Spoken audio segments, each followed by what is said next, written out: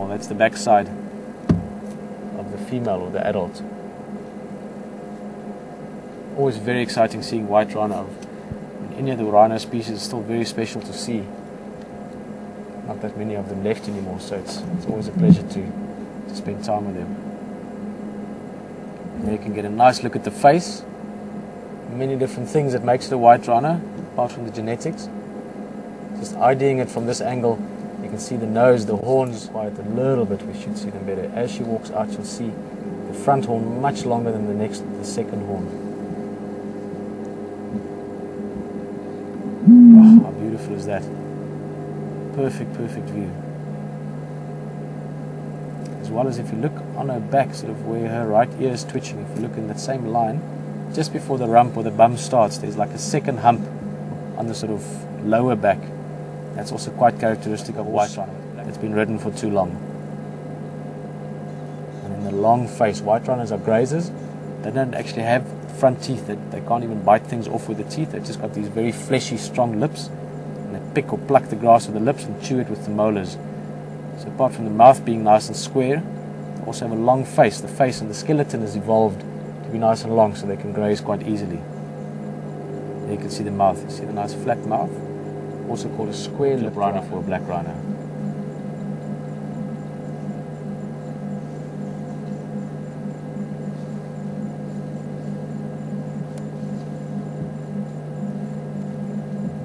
As you can clearly see, they're walking through some thick bush. Don't want to move too much now, we might spook them. Just going to see if they come out somewhere that we can get another look. But that's been awesome already. That view of that female with beautiful yellow and green around her, all this. It's already made coming out here this afternoon more than worthwhile. Let's try and sneak a little bit more forward. Who knows, maybe we get lucky.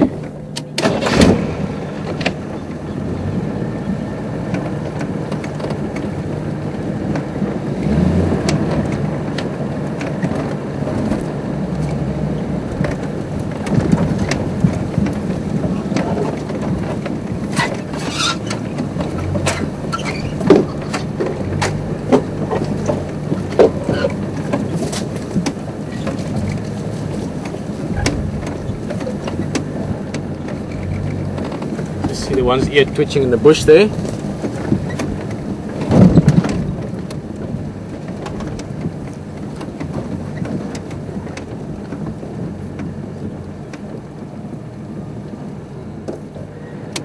think let's just sit here for a little bit more. Can't really see much of them at the moment, but a bit of luck they might walk into that gap in front of us again.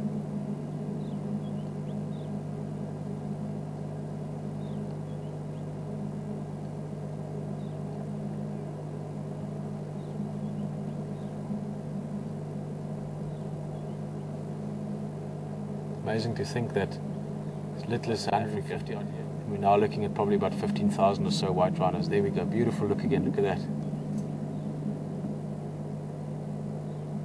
can see how tall the grass is. Very good grazing available for rhinos, or for pretty much anything that grazes. That's quite a big female. She'll be at the shoulder, at the highest point of her body there. She'll probably be about 1.5, 1.6 meters tall. So it gives an idea of the height of the grass there as well. About 5.5 feet, 5'6" or so at the shoulder. She's quite big. She'll probably weigh about 1.6 tons.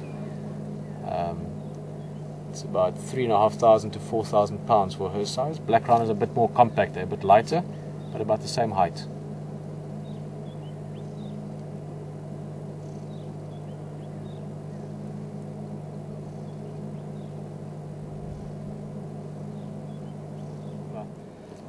When I used to work here 5-6 years ago, when Nick was also here, we didn't see rhinos that often. We're seeing rhinos more and more, so that's a good sign for us as well, is that they, within the Kruger National Park, Sabi Sands Game Reserve, as well as at Djuma, obviously their numbers are doing well. They're growing and they're expanding their areas, and that's why we get to see them more and more up here now as well. So it's within the sort of local area, or the micro study of it, we're very lucky that the numbers seem to be doing well and expanding, and that's obviously what we want for most of our endangered wildlife.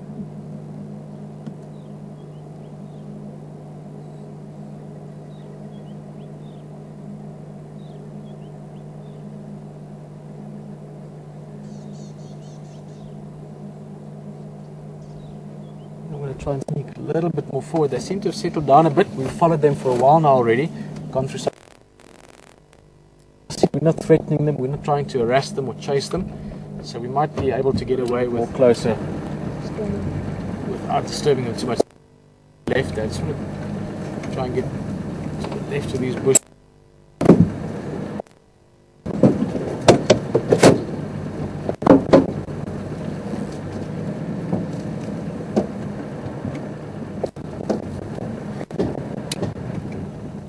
Can't see much of her, actually just the ears sticking out. She's obviously listening to us. You can see us at this distance, even though there's some brush in between. We're quite a big thing. When we're moving, she'll notice it. She can't smell us at the moment. The breeze is coming from the northeast, almost just out of line from her towards us, so she won't be able to smell much of us, but she can definitely hear us. She can hear the car moving, hear the grass, things as we drive over. She can even hear my voice at the moment. She's got better hearing than we do. But again, she's not perceiving a threat. She's not too worried. Even her calf is away from her at the moment, so they're not too worried about us. It's just a matter of us getting a good enough angle to see them through all this bush.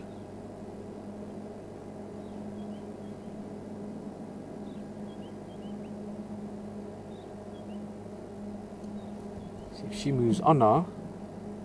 What should happen is that calf will start following her, and he should walk through a gap there for us as well. Or she. I haven't actually been able to see the sex of that youngster yet.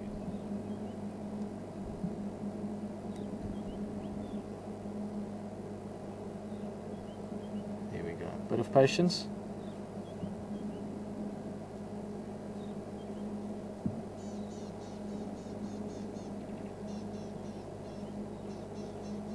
By all means not a youngster anymore really. I know I used the word just now, but it's still a calf. Probably, I used to be very other reserves I was in, but probably about 3.5 years old or so, this guy.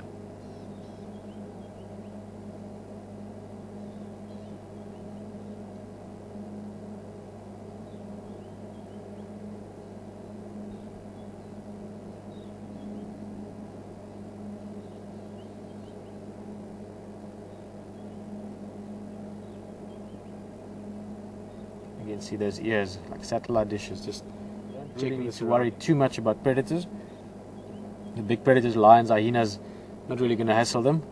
Only if you have really small calves. I've seen that once or twice where lions try and grab really small white rhino calves, but normally if the mother is quick enough, she'll just chase them away. So they don't really have to worry too much, which is why their eyesight's not that good. Their main threat, obviously, over the last 100 odd years have been humans. Both in sense of people hunting them a lot, but also just in terms of area sizes getting smaller, less and less space for them to live in. So much anymore in large parts of Africa or large parts of India, where you also get another type of rhino. But for now, we're very lucky. We have two beautiful rhino right here with us. We're going to try and see more of them.